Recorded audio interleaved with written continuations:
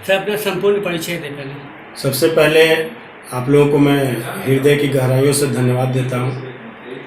मेरा नाम ओम प्रकाश यादव है और मैं पटना ज़िले के धनरुआ थाने के एक छोटे से ग्राम रेणबिघा का अस्थायी निवासी हूँ और मैं उत्तरी पूर्वी धनरुआ भाग 22 से जिला परिषद फाइट कर रहा हूँ और मेरी पत्नी किरण कुमारी दक्षिणी पूर्वी भाग 24 से जिला परिषद की उम्मीदवार है। पिछले बार वो बहुत कम वोटों के मार्जिन से चुनाव डिफीट कर गई थी, लेकिन मैं इस बार जो 5 वर्षों तक मैंने अनवरत लोगों के बीच रह करके इस बात को एस्टेब्लिश करने का काम किया हूँ कि मैं आपका सच्चा सेवक हूँ और मैं हर सुख दुख में आपका सहभागी बनने का काम करूँगा।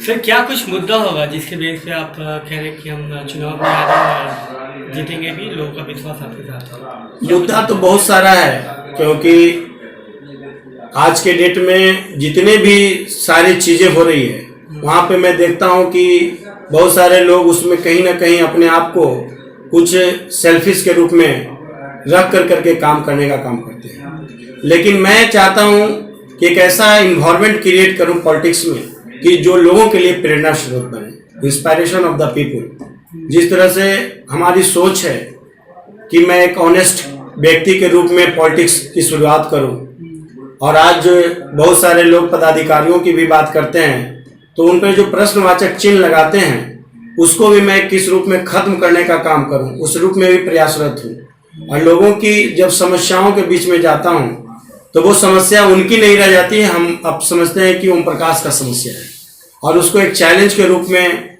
काम कराने का प्रयास करता हूं और बहुत पे हद तक प्रयास में सफल भी हुआ हूं।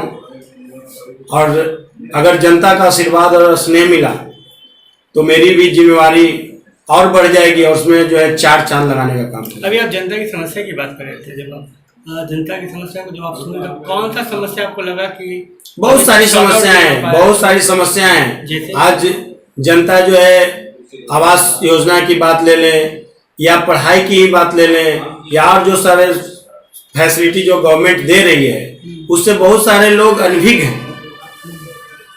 और मेरी पहली प्राथमिकता होगी कि मैं अगर चुनाव जनता की कृपा और आशीर्वाद से जीतता हूं तो सबसे पहले बैठक लगा करके मैं बताना चाहूँगा कि आपका सरकार के द्वारा जो अधिकार है उस चीज़ को समझिए और क्या क्या सरकार से फैसिलिटी मिलती है उस चीज़ को भी आप जानिए।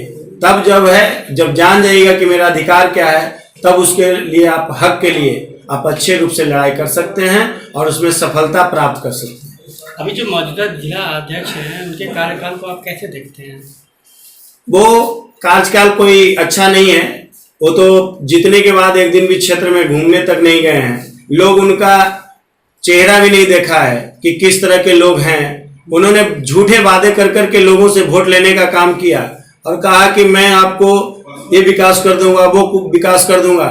लेकिन एक कहावत जो है सही साबित हुआ और उसको मैंने देखा कि सत्य पराजित होता है, परेशान होता है, पराजित नहीं होता है। उसका जीता जागता उदाहरण हमारे क्षेत्र में जब लोगों के बीच में जाएंगे तो देखने को मिलेगा कि उन्होंने झूठे वादे करके जनता के लिए कोई भी काम नहीं किया और उनके परेशानी और मजबूरियों में भी कभी देखने का काम नहीं किया।